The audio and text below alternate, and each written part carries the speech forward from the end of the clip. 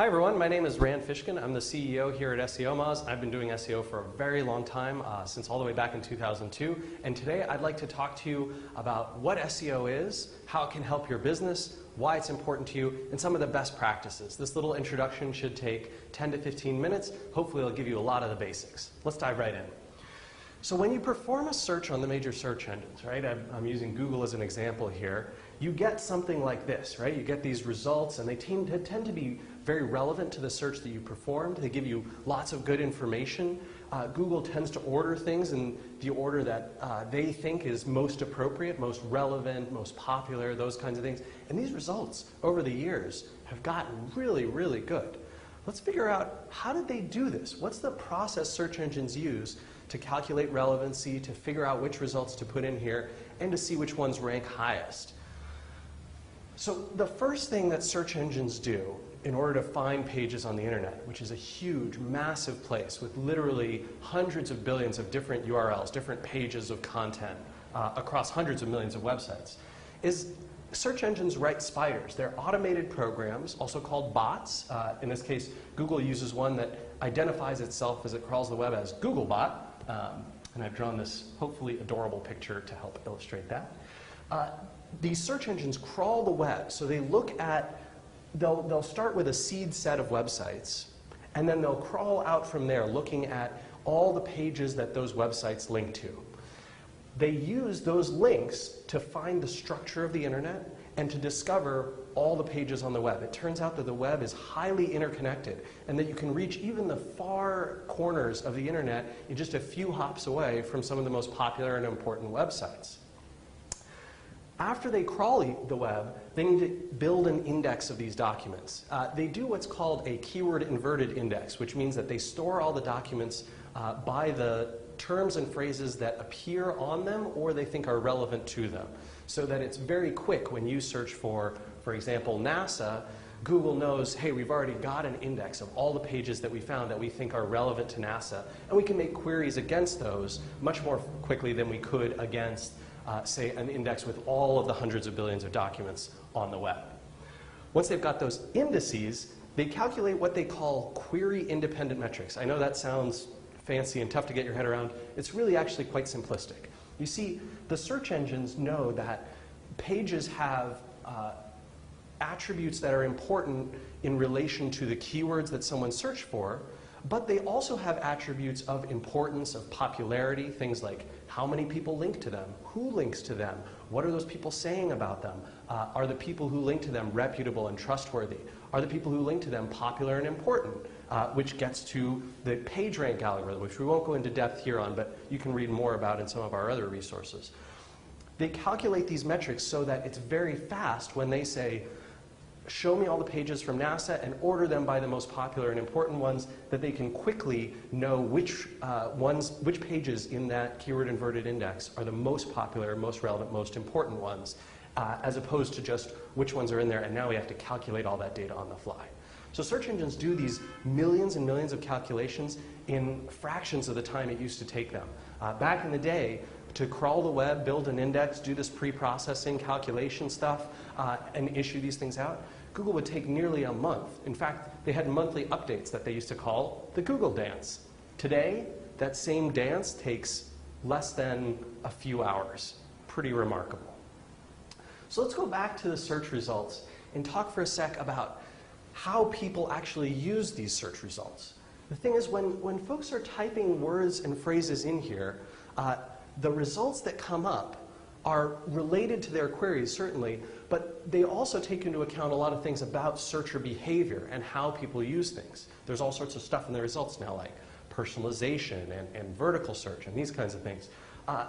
What I want to talk about today, real quick, is the demand, how people think about what things to type into these boxes and why that's so important to marketers, to businesses, and anyone who's thinking about practicing SEO. So let's take a quick dive over here and talk about keyword demand.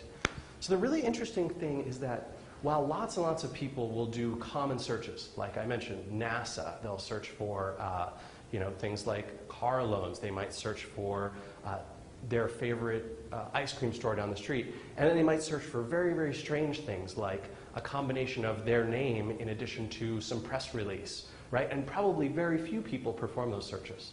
The really weird thing about this is those searches that are performed many, many thousands, tens of thousands, hundreds of thousands of times a month actually represent only a small fraction of the total quantity of searches that are performed in Google. In fact, if you take all of the searches that are performed more than 100 times a month, you're going to find that adds up to less than 30% of all the searches that take place. That means that 70% or more of searches take place in what SEOs call the long tail. Now, the long tail of demand is those strange, weird keywords that only get searched for maybe a few times a month, maybe only once a month ever. But it turns out that those odd searches, those many multi-word searches, take up the massive amount of demand in the search engines overall. In fact, Google came out with a stat a few years ago. They said that a full 20%, 1/5, of all the queries that are performed on Google search engine have never been performed before. Each month, 1/5 have never been seen before. No one's ever searched for them. It's an absolutely remarkable stat, and it speaks to the size of the long tail. Yes, there are lots of people searching for used cars, or car loans, or NASA, or telephone directory lookup, these kinds of popular searches. But there are tons more people and tons more searches taking place in those strange, weird results where it's hard to even know what people are searching for. Let's take a look back at the search results. So someone's performed a search in here, right? They've done a search, let's say for NASA, right? We're looking for the National Aeronautics and Space Agency. I hope that's the acronym. And you can see here that they've got these results. These results right here are called organic. And they are generated through this algorithmic process that we've been talking about today. The crawling, the indexing, the calculation of results, and then the algorithm that ranks them all up here. This portion over here is called paid search, or pay per click. The paid search results are done a completely different way. Advertisers will bid on placement in these results. You can do it through programs like Google's AdWords or Bing's Ad Center. And these results, on average, garner about 10 to 15% of all the clicks on an average search result page. These results over here, the organic ones, they tend to get between 85 to 90% of all those clicks. There's a ton of traffic going to these search results, these organic results, and the only way to influence them is with SEO. Let's talk about how to do that. It turns out that SEO is a very simple process, but one that's challenging to execute well. Today I'm going to walk through some of these basics of how you do SEO and get your pages into the search engines indices and give them the ability to rank as well as they possibly can. So first, we're going to start at the base of the SEO best practices pyramid with content and accessibility. It turns out that pretty obviously, if you don't have content on your website, content search engines can read, which 99% of the time means text content or hopefully images with attributes about them, or video or audio content that have some text associated as well.